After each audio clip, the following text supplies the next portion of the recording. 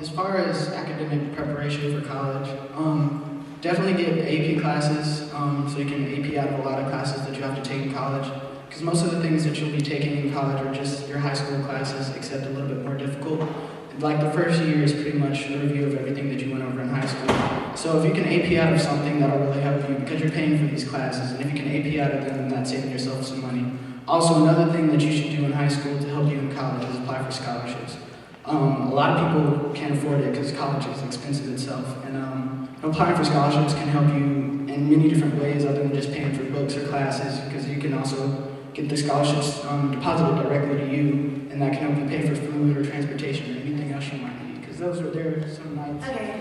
I'm a Bill Gates Millennium Scholar, and so my tuition, books, everything is actually paid for until I go through my doctoral degree in education. And so I'm stipend my money, but what is very hard is budgeting it, because it's so expensive living on your own. You have to pay for everything. I have to pay to wash my clothes, I have to pay to dry my clothes. And although I'm on a meal plan, it's still very hard because you have to work around the cafeteria schedule. And with you being busy and studying for your books and preparing for exams and things of that sort, it's just like, well, I can't stop studying because I have to go eat at a certain time. So you have to figure out, well, am I going to save $20 for later, and then instead of going out with my friends, spend that on food so I can eat later and have time to study. But it is a hard thing, budgeting, but it helps you prepare for the future. One thing that I really like about living in the dorms, especially with a roommate, is that pretty much what his money is my money and what's my money is his money. And that's I say that because, we get money at different times. And so, like she said, you have to, like my CAF closes around like 8. My freshman year closed at 6. So they pushed it back a little bit now. And I have band practice from 5 to 8 every day. So it's like you either eat or you go to band. So at the end of the day, you have to go to band practice because I'm on scholarship. I can't sacrifice that at all. So when you sacrifice a meal, you don't have money in your budget, your roommate be like, well, I'm about to order a pizza. You want a couple slices, and then, a couple of days later, I'll have money and he's broke. So, we help each other out. It's, we all live together and we're all broke together. So, help each other. I personally don't even stay on campus, and budget is still a big thing for me because I go to school, well, next semester I won't, but last semester I went to school from 8 o'clock in the morning until 6 o'clock at night. Then I had practice from 7 to 9 o'clock. So I wasn't home much. When I got home at 10 o'clock at night, my mom's not gonna go cook me a full-blown meal. So budgeting is still, even though when you don't stay on campus, you still have to work over your money, because I went shopping before and had to go back a few days later and return it so I could put gas in my car.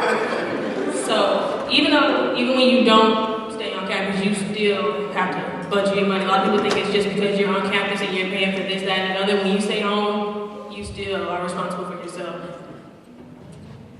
In order to budget money, one must have money. So I have had a job since I was 13. And this is my first year not having a job. I didn't have a job over the summer. And last year I was doing good. Like I got graduation money and scholarship money from the church. And then sophomore year, I didn't get any of that. So I was like, I don't have any money. So it's a really big change. It was really, really hard for me because I don't like asking my parents for money. Like I know, I know I'm away from home and I know they're like worried about me and everything like that. I just don't want to be another burden. I have a little sister at home. I just don't want to be another burden on them. So to everybody in the audience, be nice to your parents because like they love you and they will take care of you, but if you can, help them out and try to get a job. Like I'm trying to get a job next semester because I don't want to be a burden on them. Alright, so something that you'll learn when you get to college is there's this big day where everyone gets what's called a refund check. And it's like the highest day on campus because everyone finally has money. And depending on your refund check, you're gonna be pretty happy. But what everyone does is they either go blow it on clothes, food. Some people go buy cars because their refund checks are just that nice. But yeah, you have to learn how to budget that because I got a big refund check this semester and I had a work-study job. And I really can't account for where half of my money went. And my mom keeps asking me why I keep asking her for money.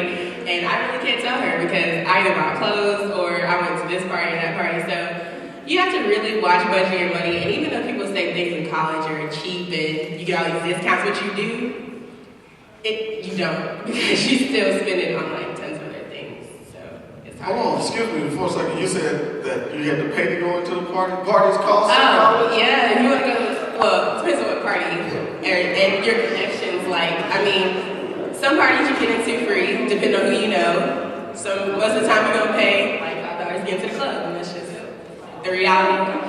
Something well for girls, you know, you understand. So it's just a big difference of like where we're like the cultures are different, and I mean, I'm learning a lot from different cultures, but at the same time, I was contemplating transferring this year, and it was a big way. But if I transfer, I lose a year, and I just can't stay in school for 3 years because like right now I'm on track to graduate with 2 degrees. So I'm just gonna figure it out now. But you really need to, if you're gonna pick a college, you need to like go to the college and look at like their life and who's on campus and talk to people, not like the tour guides, but talk to students that actually go to that college, because the tour guides is going to print you this pretty picture of like diversity and everybody's happy but some schools are not like that. You need to like go talk to actual students and like go to the classrooms and talk to the people, because it's a really big difference when you actually go there and you have to deal with some people. We'll continue to go to graduate school, believe me. And on this question, my undergraduate University of North Carolina, I could have not picked a better place to go to school. But as far as going to a school that you don't think is right for you, it can happen. Make sure you know what you're getting into. University of Miami is absolutely the wrong place for me to go. And you wouldn't think that because you hear Miami and you think of, South Beach.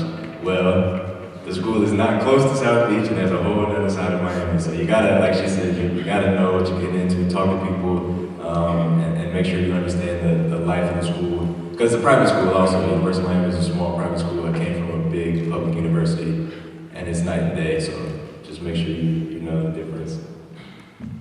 Live University, it wasn't my first choice at all. It actually wasn't even in my choices at the first.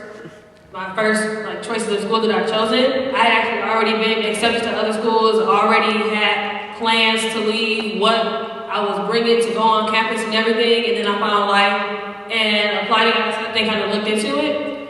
And when you first get to Life, you're like, this school is the most boring school ever. Like, our undergrad program is really small, our graduate program is really big, so majority of students there are 30, 40 years old, go to school, go to work, and that's it. But when you join, we have a cheerleading team, a basketball team, a rugby team, and a dance team. When you join stuff, that's when you actually get into other things. That's when you find out about the parties, the basketball games. Like, that's when you get in touch with the people that are actually your age and doing what you want to do, can actually hang out and everything.